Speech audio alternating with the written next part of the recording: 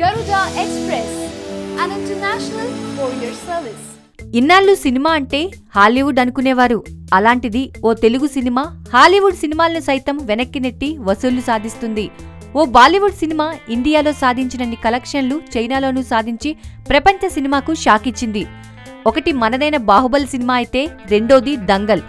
బాహుబలి ఇప్పటికే 1400 కోట్లు సంపాదించి 1500 కోట్ల క్లబ్లో చేరేందుకు పరుగులు తీస్తుంటే దంగల్ 1000 కోట్ల క్లబ్లో చేరి కలెక్షన్ల సునామీ సృష్టిస్తోంది.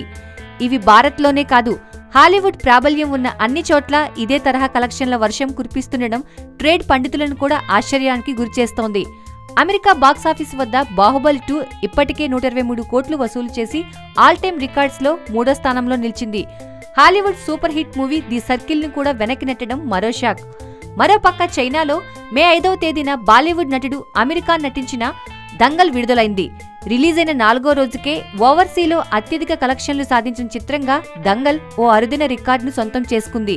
అదే జోరును కొనసాగిస్తూ చైనా బాక్సాఫీస్ వద్ద దంగల్ నెంబర్ 1గా నిలిచింది. దంగల్ జోరు ముందు హాలీవుడ్ చిత్రం గార్డియన్స్ ఆఫ్ ది గెలాక్సీ 2 చిత్రం చిన్నబోయింది. చైనాలో దంగల్ సునామీ.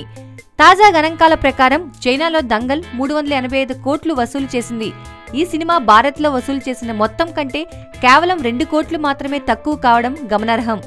ఒక ఇండియన్ చిత్రం స్వదేశంలో కాకుండా విదేశాల్లో ఇంత భారీగా వసూలు చేయడం ఇదే మొదటిసారి. ఒక్క చైనాలోనే 400 కోట్లు సాధించే చిత్రంగా ఓ అరుదైన రికార్డును సొంతం చేసుకోనున్నది. ఈ ఫలితాల సరళిని హాలీవుడ్ ఆశ్చర్యంగా గమనిస్తోంది. ప్రాంతీయ సినిమాలు ఈ స్థాయి వసూళ్లు సాధించడంపై చర్చ మొదలైంది. మరి ఇంతకీ ఈ సినిమాల్ని ఇంతగా జనం ఎందుకు ఆదరిస్తున్నారో తెలుసా? కేవలం కథ నచ్చి. అంతే తప్ప ప్రభాస్ కోసమో అమీర్ ఖాన్ కోసమో కాదట. ఈ సినిమాల్లో ఉన్న ఎమోషన్స్, కథ చెప్పిన విధానం ఆకట్టుకున్నాయట.